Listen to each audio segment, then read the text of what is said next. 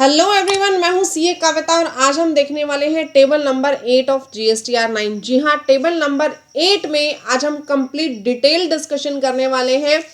Table number 8 ए पे जब आप देखेंगे तो यहाँ पे आपके पास क्या आएगा, आईटीसी एज पर जीएसटीआर 2बी। जीएसटीआर 2बी का जो आईटीसी है वो डायरेक्टली यहाँ पे रिफ्लेक्ट करेगा, बट इसके अंदर भी ना एक छोटा सा ट्विस्ट आ जाता है। अब आप बोलोगे मैम ट्विस्ट क्या आ जाता है? देखो, जो FAQ आया था जीएसटीआर 9 का, उसके ऊपर मैं आप लोगों को लेकर के चलती हूँ। ये FAQ आप लोगों के पास है तो बहुत अच्छी बात है, अदरवाइज आप लोग मेरे जो व्हाट्सएप ग्रुप का लिंक है वो नीचे डिस्क्रिप्शन बॉक्स में दिया हुआ है, आप व्हाट्सएप ग्रुप को ज्वाइन कीजिए। वहाँ पे आप लोग एडमिन को रिक्वेस्ट कीजिए, वो आपको जीएसटी का ये जो FAQ है वो आप लोगों को शेयर कर देंगे। यहाँ पे इसकी पैरा नंबर 3 पे आइए, जो थर्ड क्वेश्चन है, थर्ड FAQ पे आप आएंगे। यहाँ क्या लिखा हुआ है आपके पास, what is table number 8A of GSTR 9, यानी जीएसटीआर 9 की टेबल नंबर 8A में क्या होता है, how it will B auto populated. ये ऑटो पॉपुलेटेड कैसे होती है, यानी कौन कौन सा डाटा इसके अंदर आता है। देखो क्या दिया हुआ है आपको, table 8A of GSTR 9 of financial year 24-25, जो फाइनेंशियल ईयर 24-25 है हम उसकी बात कर रहे हैं। captures the details of documents records pertaining to financial year 24-25 appearing in the GSTR 2B, यानी कि जो 24-25 का डाटा GSTR 2B में आता है वो टेबल 8 के अंदर रिफ्लेक्ट होगा। मेरी बात समझ में आ गई? 24-25 का डाटा जो कि 2B का आता है वो GSTR 8A के अंदर रिफ्लेक्ट होगा। Right everyone? Now therefore, the table 8A of GSTR 9 will include all the inward supplies pertaining to financial year 24-25 appearing GSTR 9 of GSTR 2B of financial year 24-25 and will, और इसके अलावा it shall also include the invoices pertaining to financial year 24-25 appearing in GSTR 2B of next financial year 25-26 between April 25 to October 25। ध्यान से मेरी बात सुनिए, ये क्या कह रहा है, एक तो जो 24-25 की 2B है, एक तो जो 24-25 की 2B है वो रिफ्लेक्ट होगी, प्लस में जो 25-26 फाइनेंशियल ईयर हो गया, उस 25-26 फाइनेंशियल ईयर में 24-25 के जो इनवॉइस आएंगे अप्रैल 25 से लेकर के अक्टूबर 25 की 2B में। मेरी बात समझ में आ गई? यानी आपके पास 24-25 की तो 2B आएगी, प्लस में 25-26 के अंदर अप्रैल से लेके अक्टूबर की जो 2B होगी उसमें जितने भी फाइनेंशियल ईयर 24-25 की इनवॉइस है, यहाँ पे अप्रैल 25 से अक्टूबर 25 की कंप्लीट 2B नहीं आएगी। मेरी बात ध्यान से समझो जो मैं बताना चाह रही हूँ आपको। ये तो कंप्लीट 2B आ गई आपके पास 24-25 की, लेकिन जो 25 है अप्रैल 25 से अक्टूबर 25, ठीक है, उसकी 2B में से सिर्फ वही इनवॉइस आएंगे जो कि 24-25 से रिलेटेड है। कौन से? जो कि which are related to financial year 24-25। वैसे तो ये भी कंप्लीट नहीं आएगी, मैं अभी बताऊंगी आपको, ठीक है, बट एक बार थोड़ा समझ के चलो अच्छे से। यहाँ पे क्या देखा हमने, 24-25 की कंप्लीट 2B आ जाएगी आपके पास, ठीक है, और इस 24-25 की कंप्लीट 2B के साथ जो आपने नेक्स्ट फाइनेंशियल ईयर में यानी अप्रैल 25 से अक्टूबर 25 के बीच में जो भी आपने इनवॉइसेस दिखाए, जो भी आपने इनवॉइसेस शो करे जो कि 24-25 से रिलेटेड थे, वो सब इनवॉइसेस भी यहाँ पे टेबल नंबर 8A के अंदर रिफ्लेक्ट करेंगे। मेरी बात समझ में आ गई? ठीक है मैम, यानी कि इस साल की जो 2B है वो भी आ जाएगी, प्लस जो हमारे नेक्स्ट फाइनेंशियल ईयर में पिछले साल के इनवॉइस हैं up to the 2B of October 25 वो भी आ जाएंगे, ठीक है। अब आप चलो नेक्स्ट पॉइंट पे, इट एक्सक्लूड्स, मैंने कहा था ना ये भी पूरी नहीं आएगी, इसमें से माइनस भी करना है आपको। क्या माइनस करना है इसमें से? It excludes the invoices pertaining to financial year 23-24।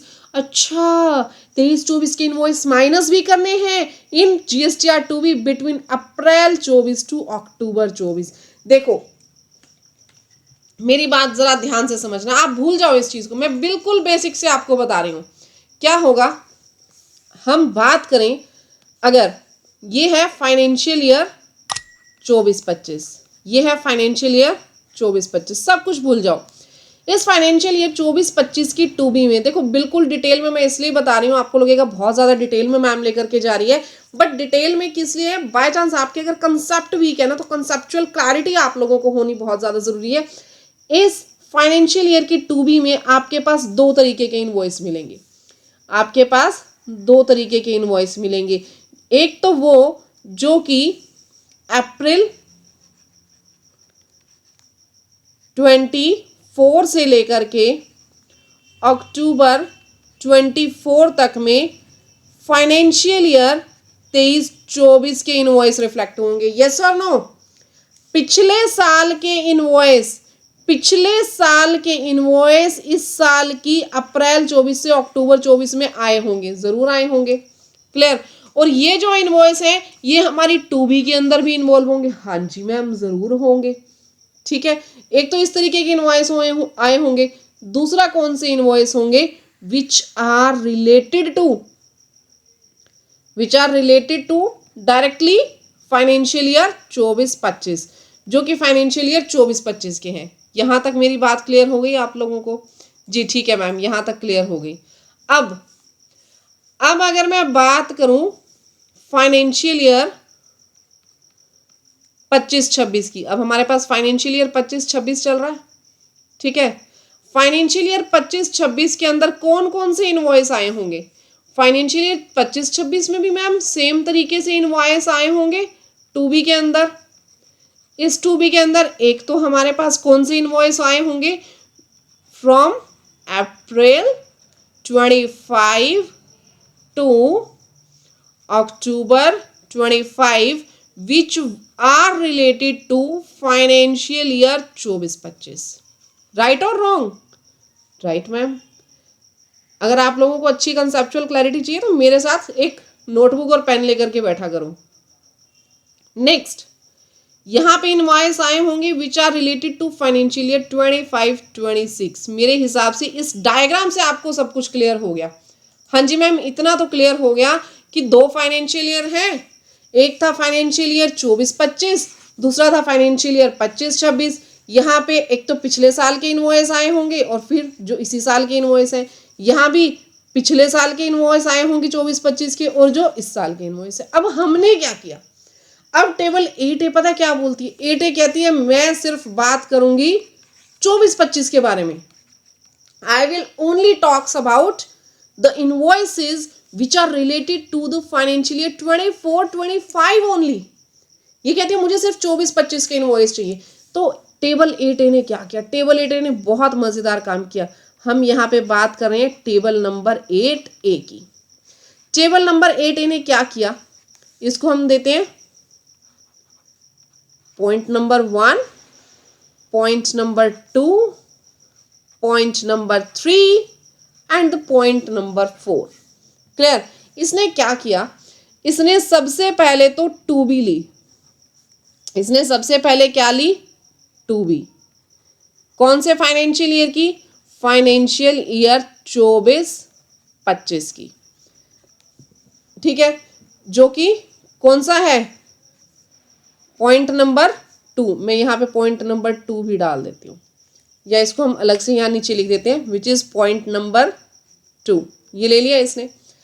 अब इसने क्या देखा, अब इसने देखा कि इसके अंदर ये जो पॉइंट नंबर 2 है, इसके अंदर ये वाला डाटा इंक्लूड है विच इज रिलेटेड टू 23-24। ये तो 23-24 से रिलेटेड था। अब हमें तो ये 23-24 का डाटा नहीं चाहिए, तो इसने क्या किया, टेबल नंबर 8A ने इसने माइनस कर दिया इसमें से। इसने इसमें से माइनस कर दिया कौन सा डाटा, जो कि अप्रैल 23 से अक्टूबर 24 का था, जो कि अप्रैल 23 से अक्टूबर 24 तक का डाटा था। ओके, तो यहां से माइनस कर दो कौन सा डाटा, जो अप्रैल 23 से मार्च 24 तक का डाटा था। ठीक है, ये थोड़ा सा आप समझ जाना। यहां से माइनस क्या हो जाएगा जी, माइनस हो जाएगा पॉइंट नंबर 1। क्लियर हो गई मेरी बात आप लोगों को? ओके मैम, बिल्कुल क्लियर है। बट देखो देखो, कुछ एक इनवॉइस रह गए, सम इनवॉइसेस आर पेंडिंग। यहाँ पे ये रही कुछ इनवॉइस जो कि पेंडिंग है।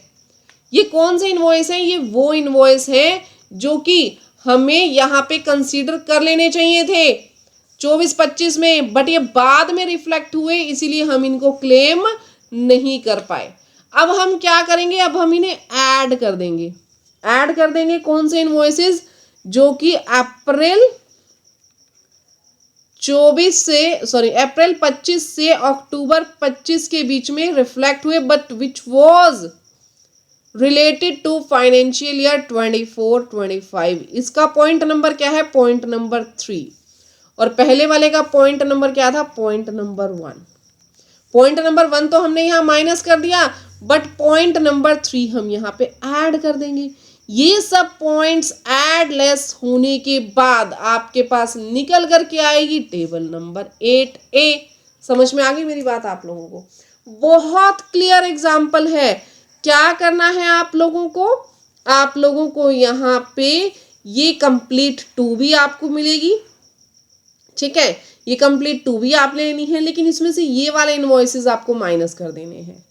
आपने कुछ नहीं करना, ये ऑटोमेटिकली ऑटो पॉपुलेट होकर आएगी। आप ऐसी कैलकुलेशंस मत लगाओ कि आप ये कहाँ से निकालोगे, ये कहाँ से लेकर के आओगे, ये डाटा कहाँ से लेकर के आओगे। आपको भी इसमें कुछ नहीं करना, आपको कुछ नहीं करना। मैं तो सिर्फ ये समझाना चाह रही हूँ टेबल 8A में आ क्या रहा है, जीएसटी डिपार्टमेंट क्या बोल रहा है कि मैंने टेबल 8A में आपको क्या दिया। जब आपको पता ही नहीं है कौन सी टेबल किस इंफॉर्मेशन के बारे में बात कर रही है, तो भैया क्या GSTR 9 बनाओगे तुम लोग। जितना मैं एक टेबल के ऊपर टाइम दे रही हूँ ना, इतने टाइम में लोगों ने पूरी GSTR 9 सिखा दिया आपको। वहां आप डिटेल नहीं सीखोगे, डिटेल यहाँ मेरी वीडियोस के अंदर सीखोगे। और सिर्फ कंसीडरेशन एक ही चीज मांगती हूँ कि सब्सक्राइब करके जाना चैनल को, वीडियोस को लाइक और शेयर जरूर करके जाना।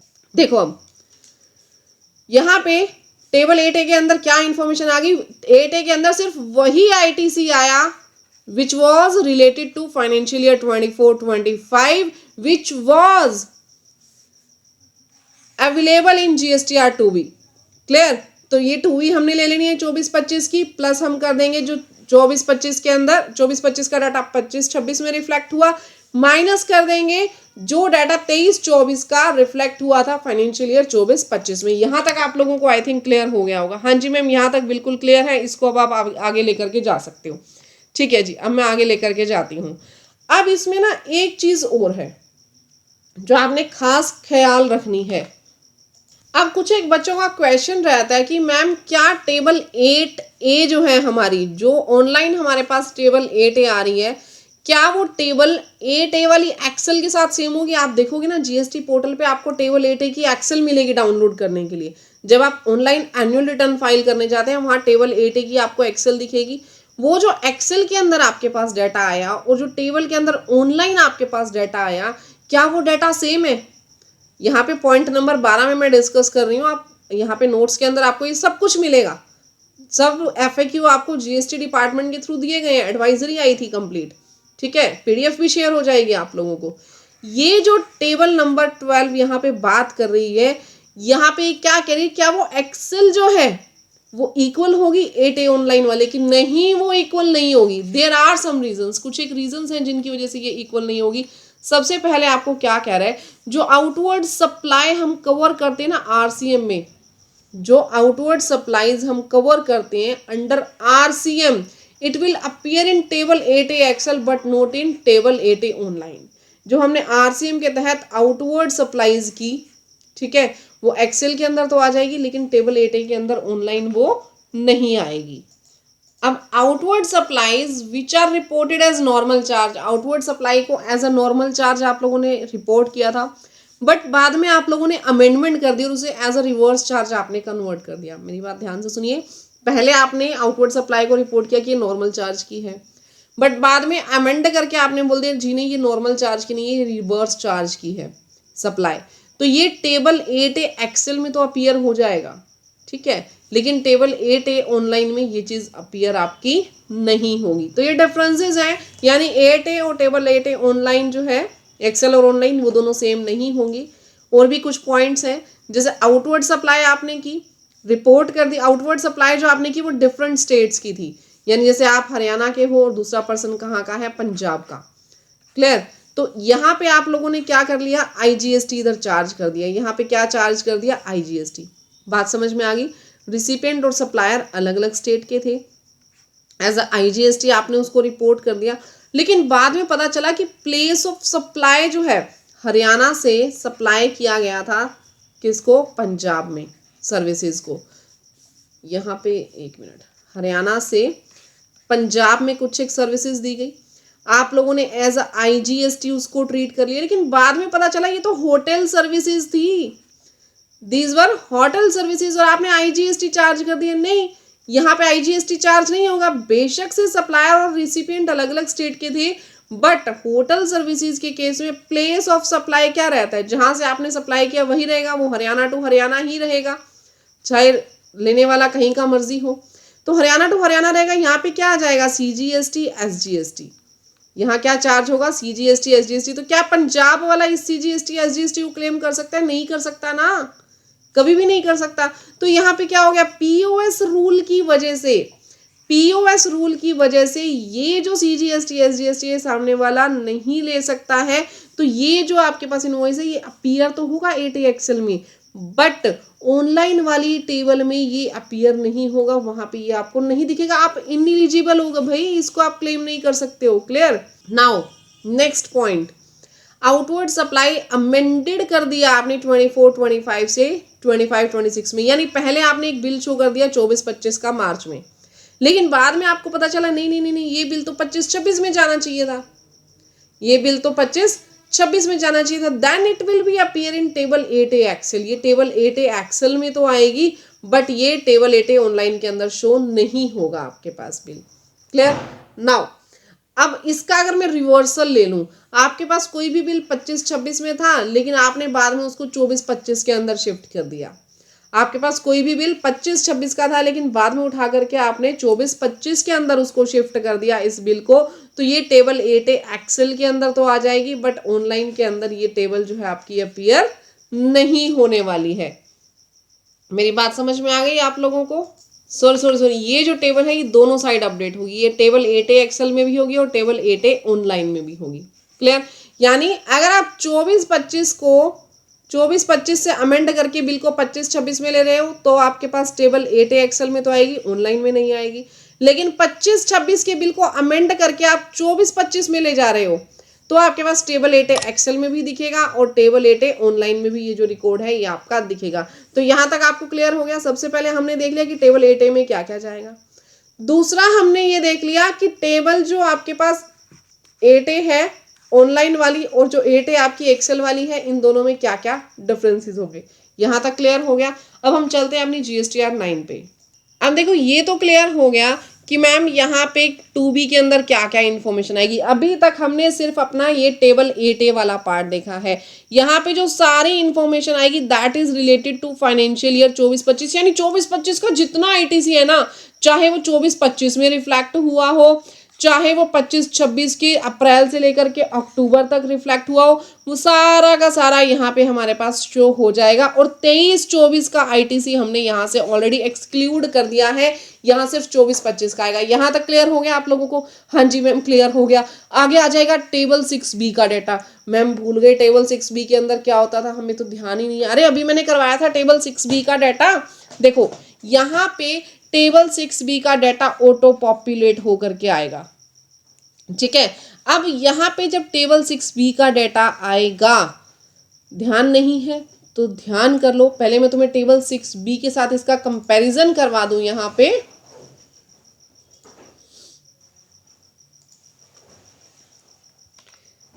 देखो, यहाँ पे मैंने जो टेबल्स है, टेबल नंबर 8, टेबल नंबर 6 और यहाँ पे टेबल नंबर 3, मैंने कंप्लीट कंपैरिजन आप लोगों के लिए है ताकि मैं आप लोगों को यहाँ पे कंपेयर करके दिखा सकूं। सबसे पहले तो ये समझो, देखो मैं यहाँ पे लिख लेती हूँ टेबल नंबर 8A में क्या क्या आ रहा था। यहाँ टेबल नंबर 8A में हमारे पास, देखो मैं इसलिए लिखवा रही हूँ ताकि आप लोगों को कंसेप्चुअल कंप्लीट क्लैरिटी आ जाए।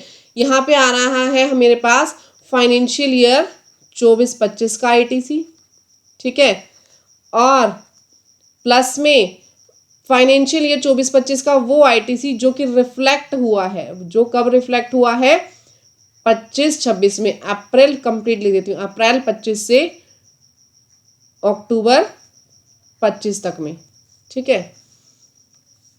अप्रैल 25 से अक्टूबर 25 में जो कि इसका आईटीसी रिफ्लेक्ट हुआ है। ये मेरे पास यहाँ पे आ रहा है। अब बात करते हैं टेबल नंबर 6 में। टेबल नंबर 6 में आपके पास कौन सा आईटीसी आ रहा है?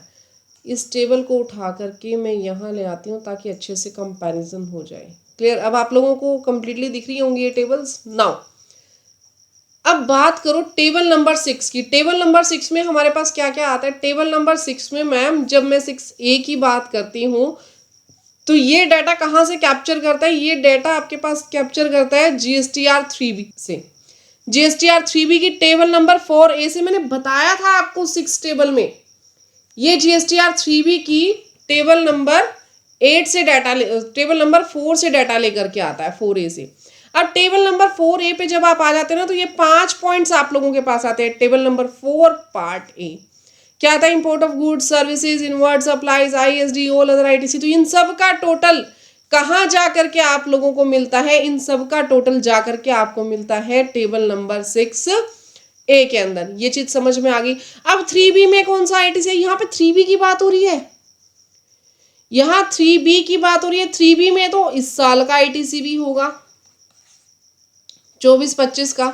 इसमें पिछले साल का ITC भी होगा। यहाँ तो हम सिर्फ 3B की बात कर रहे हैं ना, हमें नहीं पता इसमें कौन सा ITC है।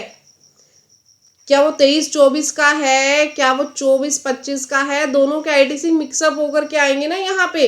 ये सारे ITC जाके कहाँ रिफ्लेक्ट हो जाते हैं? टेबल नंबर 6A में। यहाँ आके रिफ्लेक्ट हो गए।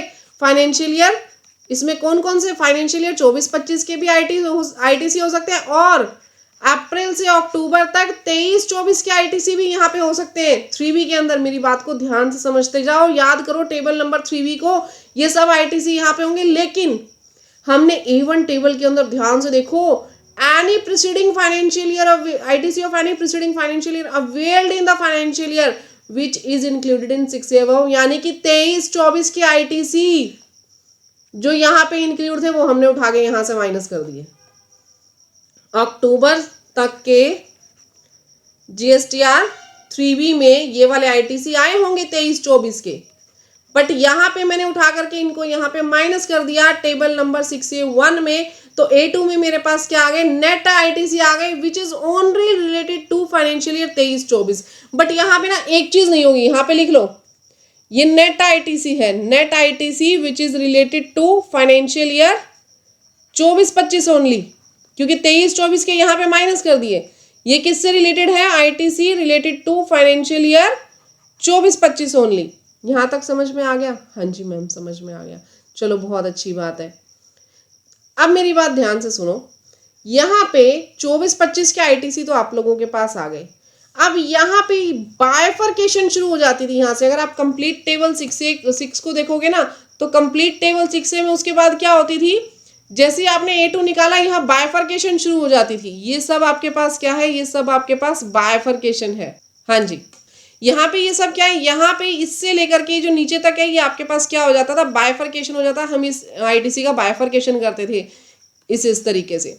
तो यहाँ पे जो टेबल नंबर 6B है, यहाँ पे क्या आता था? Inward supplies other than import and inward supplies liable to reverse charge but include the services received from SEZ। जो सर्विसेज SEZ से रिसीव हुई वो तो इंक्लूड होती थी, बट जो रिवर्स चार्ज वाली है वो हम एक्सक्लूड करके बाकी जो भी आता था वो यहाँ लिख देते थे। अब यहाँ पे जब आप कंपेयर कर रहे हो तो कंपैरिजन के अंदर जब चलोगे, यहाँ मैंने क्या बताया? टेबल नंबर 8A में क्या रिफ्लेक्ट होगा? सॉरी 8, यहाँ 8B के अंदर 6B का डाटा आपके पास आ जाएगा।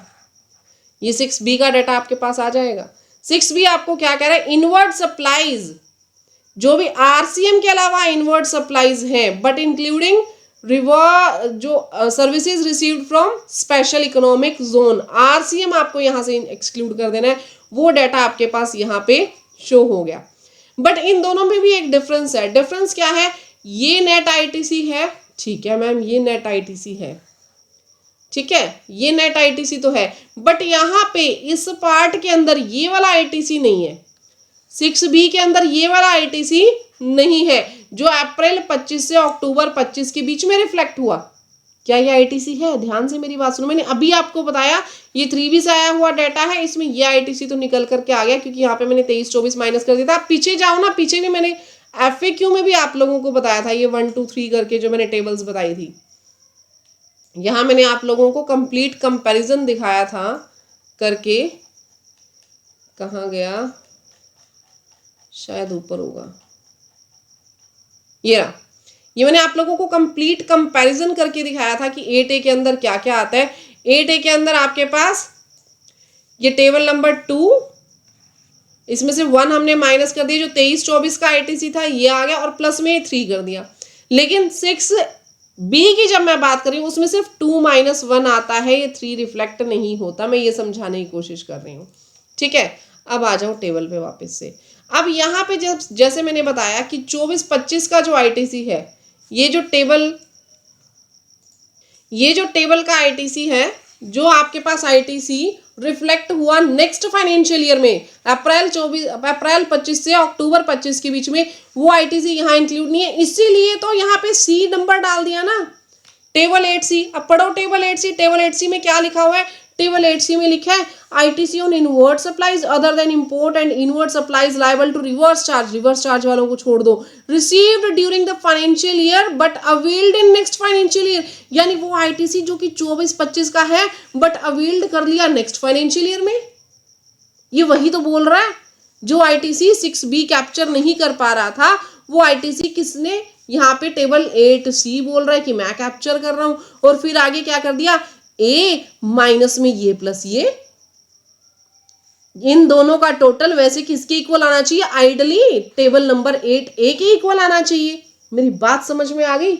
यहां तक क्लियर हो गया? मैम डिफरेंस आ जाए तो डिफरेंस का भी अभी बताऊंगी मैं आप लोगों को। अभी कंसेप्ट समझ में आ गया, इक्वल कैसे आते हैं। ये मेरे पास क्या बात कर रहा है, 2B के अंदर जितने भी ITC आए, चाहे वो इस साल के रिफ्लेक्ट हुए हो या फिर इस साल के ITC जो नेक्स्ट ईयर में रिफ्लेक्ट हुए हो। यहाँ पे मेरे पास 24-25 के सारे ITC आ गए, यहाँ मेरे पास वो ITC आ गए अदर देन RCM की मैं बात करूँ, यहाँ वो ITC आ गए जो अप्रैल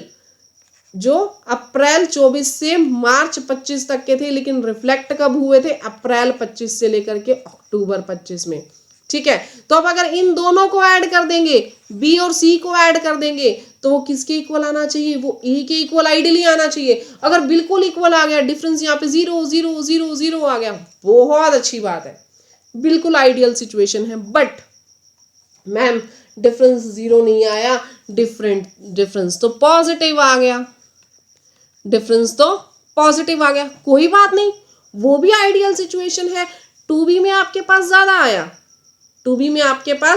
ज्यादा आ गया, लेकिन आप लोगों ने कम क्लेम किया। यहाँ 6B के अंदर कौन सा डेटा है? वो इनपुट का ही डेटा है ना, जो आप लोगों ने क्लेम किया। आपके पास यहाँ पे ज्यादा था, लेकिन आप लोगों ने कम क्लेम किया, बहुत अच्छी बात है। यहाँ पे पॉजिटिव सिचुएशन है, बहुत अच्छी बात है। बट यहाँ पे अगर अब नेगेटिव आ गई आपकी, पॉजिटिव नहीं नेगेटिव, यहाँ पे अगर अब आपकी नेगेटिव सिचुएशन आ गई तो वो अच्छी बात नहीं है। नेगेटिव सिचुएशन के केस में आपको एनालाइज करना पड़ेगा कि कहाँ पे आपने अपना ITC एक्स्ट्रा ले लिया है। मेरी बात क्लियर हो गई? देखो बहुत डेप्थ में मैंने समझाने की कोशिश की है। अगर फिर भी कोई इश्यू है आप लोग मुझे कमेंट सेक्शन में बताइए, मैं जरूर सॉर्ट आउट करने की कोशिश करूंगी। देखिए बहुत मेहनत कर रही हूँ मैं आप लोगों के ऊपर, तो एक कंसिडरेशन में अगेन एंड अगेन बोल रही हूँ, वीडियो को लाइक, चैनल को सब्सक्राइब किए बिना मत जाइएगा। फास्ट ट्रैक अगर आपको बैच चाहिए GSTR 9 का, वो भी मैं लेकर के आऊंगी। अदर कोई टॉपिक्स आप प्रैक्टिकली चाहते हैं कि मैं सिखाऊं अपनी इन वीडियोस में, वो आप मुझे कमेंट सेक्शन में जरूर बताइए। मैं कोशिश करूंगी कि उनके ऊपर भी वीडियोस जल्द से जल्द लेकर के आ पाऊं। चलते हैं हम अपनी टेबल नंबर 8 पे। हाँ जी, टेबल नंबर 8 पे हम लोग आ गए। टेबल नंबर 8A क्लियर होगी, 8B वाला पार्ट हमारा क्लियर हो गया, 8C वाला पार्ट क्लियर हो गया। ये भी मैंने आपको बता दिया, डिफरेंस पॉजिटिव आए नेगेटिव आए तो उन केसेस में आपको क्या करना है। नाउ अब यहाँ पे हमारे पास क्या कह रहा है, E पार्ट में ITC available but not availed. आपके पास कुछ ऐसा ITC था जो आपके पास अवेलेबल तो था लेकिन आप लोगों ने नहीं लिया, वो आपको यहाँ लिखना है। ITC अवेलेबल था लेकिन इनएलिजिबल था, आप उसको क्लेम नहीं कर सकते थे, वो आपको यहाँ पे देना है। IGST paid on import of goods, IGST paid on import of goods, import of goods पे आप लोगों ने IGST पे किया है, इंक्लूडिंग सप्लाईज फ्रॉम SEZ, वो आपको यहाँ लिखना है। IGST credit availed on import of goods as per 6E above in financial year। जो as per 6E आपके पास IGST आप लोगों को मिला है import of goods पे, वो आपको यहाँ पे देना है। देखिए यहाँ पे क्या है, जो आपने IGST एक्चुअल में पे किया इंपोर्ट ऑफ गुड्स पे, ध्यान से मेरी बात सुनिए, जो आपने ITC एक्चुअल पे किया इंपोर्ट ऑफ गुड्स पे वो यहाँ आएगा। जो ITC आपने अवेल किया, जो क्रेडिट लिया, वो एज जो 3B के अकॉर्डिंग आपने 6C में यहाँ दिखाया था, वो यहाँ पे ऑटो पॉपुलेट हो जाएगा। जो आपने क्रेडिट लिया, एक्चुअल में आपने पे कितना किया, एक्चुअल में आपने क्रेडिट कितना लिया, ये यहाँ पे ऑटो पॉपुलेटेड होगा 6E से। अब यहाँ पे आपको पूछ रहे कि आपने नेक्स्ट फाइनेंशियल ईयर में कितना पे किया। आपने एक्चुअल जो पे किया वो यहाँ आ गया, जो आपने क्रेडिट लिया वो यहाँ आ गया, मेरी बात समझ में आ गई।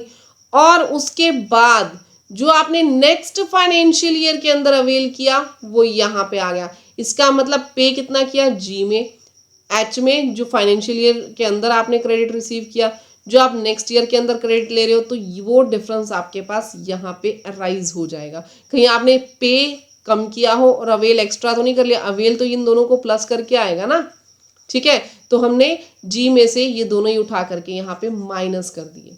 क्लियर। तो जितनी आपने पेमेंट कर रखी है उससे ज्यादा अवेल मत करना, नेगेटिव नहीं आना चाहिए यहाँ पे। क्लियर है सभी को, ठीक है मैम। और अगर नेगेटिव है तो डिफरेंस आप लोगों को एनालाइज करना पड़ेगा कि कहाँ पे आपने ज्यादा क्लेम कर लिया। अब हो सकता है आपने कम क्लेम किया हो, यहाँ पे जो आपके पास इधर निकल करके आएगा आई में, वो यहाँ पे आ जाएगा आप लोगों के पास। नाउ अब आपके पास टोटल ITC जो कि लैप्स हो गया लेकिन आप ले सकते थे, वो कहाँ से आएगा, E, F और J, इन सब का टोटल तो ऑटोमेटिकली यहाँ पे J में रिफ्लेक्ट हो जाएगा ना, ये सब तो ऑटोमेटिकली J में रिफ्लेक्ट हो जाएंगे। तो E जो आपने अवेल नहीं किया, F जहाँ पे आप इनएलिजिबल थे, और J जो कि इक्वल है I के, यहाँ पे जो I में आपने डिफरेंस निकाला, तो EFJ को जब आप ऐड करेंगे आपके पास वो ITC आ जाएगा जो ITC आपका लैप्स हो गया। तो टेबल नंबर 8 हमारे पास आज कंसेप्चुअल क्लैरिटी के साथ क्लियर है। रिक्लेम का मैं टॉपिक बिल्कुल अलग से लूंगी, लेकिन पहले हम कल करेंगे GSTR 9 वाली टेबल। बहुत ज़्यादा डिमांड आ रही है, कुछ बच्चे कह रहे हैं मैम 9 की टेबल पहले करवा दो, बट ऐसा नहीं है ना, स्टेप बाय स्टेप चलेंगे तो बहुत अच्छे से क्लैरिटी आएगी। कल हम करेंगे GSTR 9 का वीडियो। गाइज अगर वीडियोस अच्छी लग रही है तो वीडियो को लाइक, चैनल को सब्सक्राइब करना मत भूलिएगा, व्हाट्सएप ग्रुप को आप लोग ज्वाइन कर लीजिएगा ताकि फर्दर आप लोगों को इन्फॉर्मेशन मिलती रहे। मिलते हैं नेक्स्ट वीडियो में, तब तक के लिए thank you, bye bye, take care everyone, जय हिंद, हंसते रहिए, मुस्कुराते रहिए।